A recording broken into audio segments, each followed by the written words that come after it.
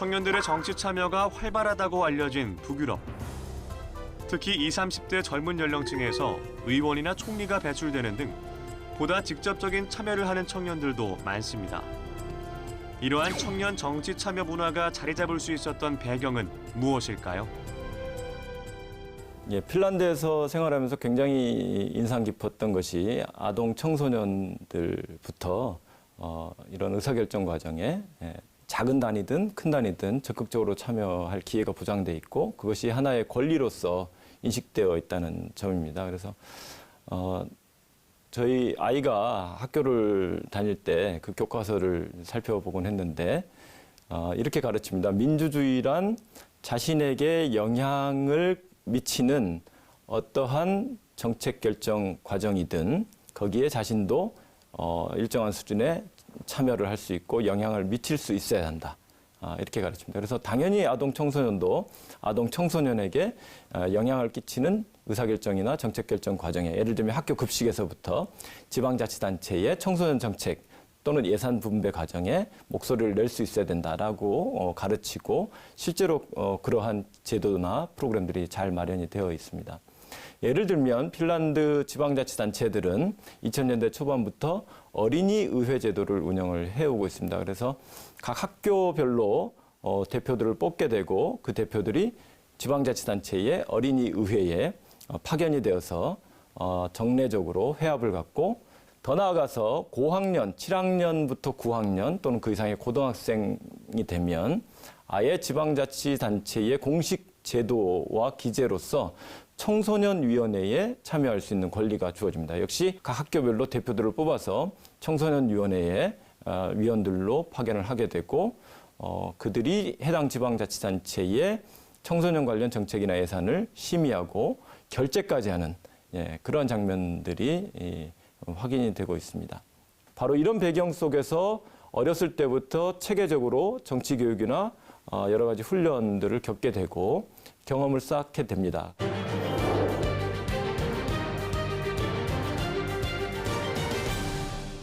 Kiukkusia. Ja me oltiin tästä koska Suomessa ei haluta tehdä ikätestakin poliisissa.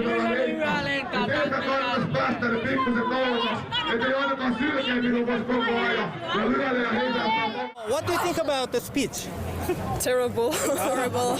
Okay. It doesn't represent the Finnish people. It's mostly about how they think that people that from outside are coming in Finland and they're not gonna get a job and they're pretty much living from their own Finnish money.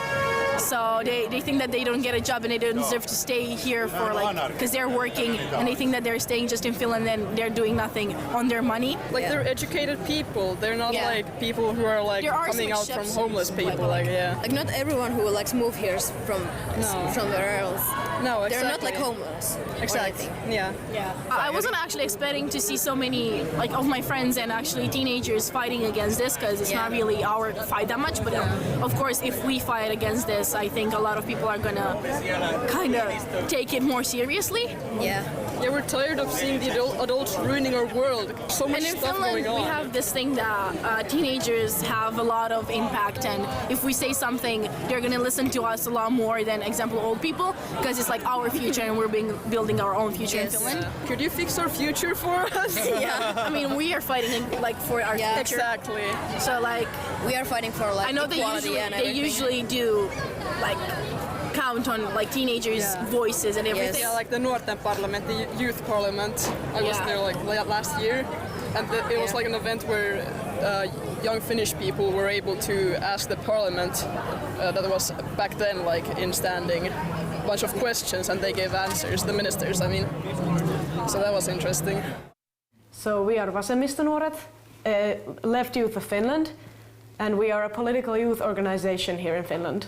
The goal of our organization is to influence politics, both in Finland and globally, and also help youth become active in society through politics. Our target age group is youth up to 30 years old, so anyone who is 15 or between 15 and 30 years old can join the Left Youth. And below that, younger people can join with permission from their parents. My name is Ayak Mayo, and I'm a 21-year-old candidate. This was the first parliamentary election where I could vote, and I could vote for myself because I was running. That was amazing. I'm feeling really good. We got 1,989 votes. And we did it on a really small budget. We used less than 3,000 euros. But the thing that brought me here was I was doing my second degree level studies.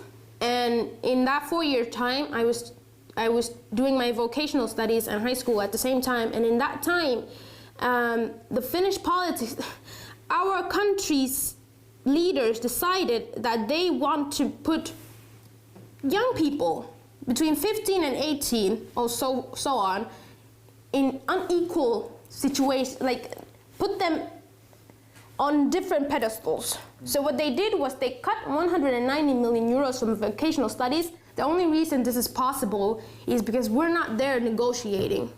Because we, the students, are not there negotiating for our future. We're not being heard. We can talk. What I think is important, what the left youth does, is we say that we have an effect on the streets and on the cabinets. I cannot just sit and talk. I need to try to change something. We've been trying to do a lot of work where we try to explain like our themes in a very understandable way, because like youth, like young people often feel that they don't maybe understand it, and they find it difficult to see the difference between different parties and so on. So I think a lot of what we have been trying to do is to explain things from our point of view, and also to bring out like our own candidates, like have them out and have their opinions heard, because like our young candidates don't run with a lot of money. They don't have a lot of money to put in their campaigns, so social media is a very important way for them to find a space to voice their opinions. So what we've been trying to do is to like give them the space for that and try to bring them out in a positive way. Because what I see happening is so many politicians speak so much, but they say very little. So they keep talking and they use such words and such phrases that nobody really understands what is being said. And for me, this is stupid. Like, why would you do that? And so that's what I try to do. And I spoke my truth, and I spoke the things I cared about with all my being. And me and my team, what we did was we tried to have as many channels as we could handle them. We had audio, we had visuals, we had texts, and so forth. And it worked. So many young people, so young as 15 and whatnot, said that for the first time in my life, I'm actually interested in politics, and I feel like I can have effect on my future. And I was like, yes, victory, do it. We can do it together. Let's go. And that was like, this was the biggest victory I felt happened. Well, I joined when I was 16, and for me it was always quite clear that this was the right party for me, and it was also quite clear that I wanted to get involved at a very young age, and for that the Youth Union was a very good opportunity. I got to meet many people that shared the same values, look at the world from the same perspective as I do, and that's really been a great experience for me so far, at least. So we are very independent as a youth organization, and we have very good access within the party. And we want to build a competitive Finland, a European and international Finland, where people want to come to work, want to come to build their lives, and want to make Finland a great place for themselves and for the rest of us also. Well, one way is that we have the seat in the party board. So we have our own policies, we have our own line that we want to, our own vision for Finland, where we can push the party towards our goals, and also have a lot of leverage within the party that way. The youth organization is a strong part about the parties in general. It's that all the under 30 years old members are able to participate also the youth work, and that's a way to learn more about how to make politics and how to be a politician, and it's active everywhere in Finland. Yeah. One of the most interesting is that the first 2 female prime ministers are from our party. So Anneli Jäätteenmäki and Mari Kiviniemi for the first female prime ministers. Our constitution, starting from our constitution, says that it's a duty of the administration to provide people with adequate participation opportunities. This came in the constitution when it was amended in the year 2000, and I think this has been a very important feature because it also considers child and youth participation. We amended the municipal law, and youth councils became mandatory. So every municipality in Finland has to establish a youth council where young people can participate in. In Finland, the municipalities has a very strong role because 2/3 of all our social services, like education and healthcare, is taken care of by the municipalities. We have introduced a specific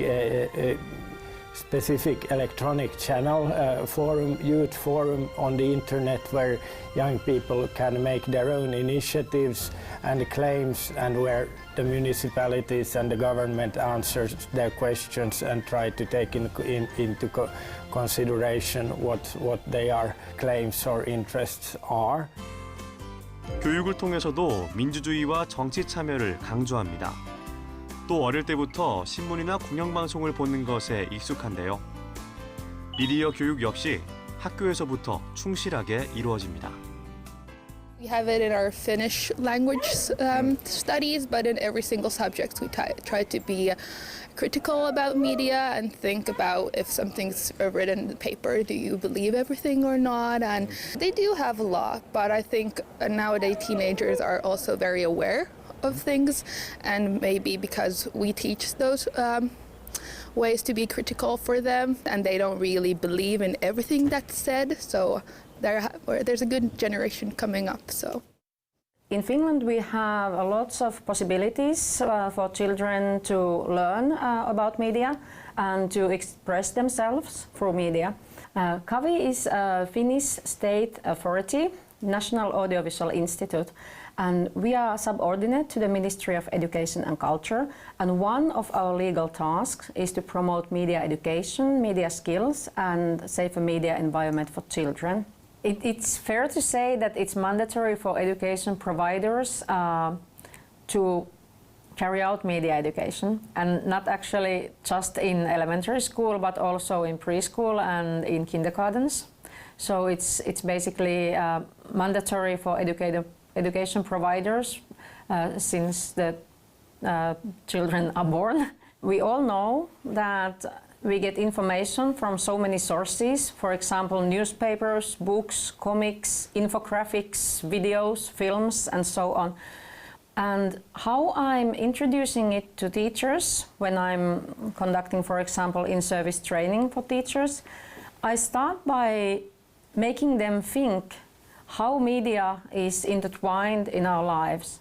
We can use it for fun, of course, but also for expressing our own ideas, for using it responsibly, and for contributing to society. Hei! Tänään valmistaudumme lasten uutisissa eduskuntavaaleihin. Käymme vaalitentissä ja saamme kuulla puolueiden... What languages do you think I should learn in school? As far as languages are concerned, you never know what you're going to do. It's about our elections, and they had a debate in this building, and there was one question asked from a young person who asked a question that which languages you should learn, and every electorate answered that question. We are trying to tell the news in a way that kids can understand. I think that this is the most important thing that we are doing, this TV thing.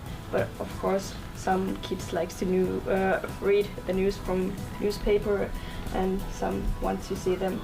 Very often they give us feedback, and sometimes they want to participate because the kids want to know better about the news.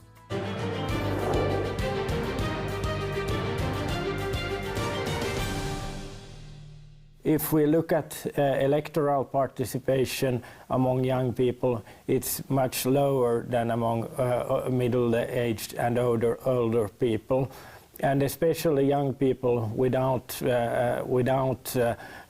any education, any further education. And here we look at especially young men. We see very low electoral participation, and that we consider, of course, a problem. In a way, a problem for our democracy. What we have tried to do is to introduce new participation channels for young people. So there are very, very big differences in voting activities, but it doesn't mean that the young people in Finland would be politically inactive. They just tend to maybe channel their political activity to other places. So maybe they are the ones who are going on the streets and demonstrating, but I think it would be good to have a way to combine these two elements, because we need both of them really. I think we should have more discuss about that how the schools should focus on those topics about that to reach and learn, teach the young people about that, how to participate and what's the role about the political parties. I think that we should bring the policy issues also to the schools, but because it's not the case that the young people would not think politically or be politically active in one way or another, but in some way they might not recognize that their thinking is political, and they should be able to recognize that how their own thinking links to these political dimensions that we have in the society. So I hope, and I have always said to them who are now active in the youth movement, that you should always take care, if you are somewhere 23, 25, that you should encourage those 15, 17, 18 years to come, the new generation to come, because if you're not doing that, then we are not going to have the future. So I hope they have, and I'm sure they have understood that. And as I said, I think there is really potential in this. Young people are now more than ever interested in politics. They're just not channeling it towards political parties. So what I think we have is not a crisis of democratic participation. Young people are very active, they're very involved, and they're very knowledgeable of what's happening in politics. So I saw that my mission was to speak especially to the youth, to me, to myself, that our future is ours, and we have all the power and we have all the right, and as a matter of fact, a responsibility to do what we can to have an effect on it. 네, 이렇게 핀란드에서 아동 청소년의 사회 참여, 더 나아가 심지어 정치 참여까지도 활발하게 일어날 수 있는 배경으로 청소년들에게 주어지는 충분한 형태의 사회 경제적 지원을 꼽을 수 있습니다.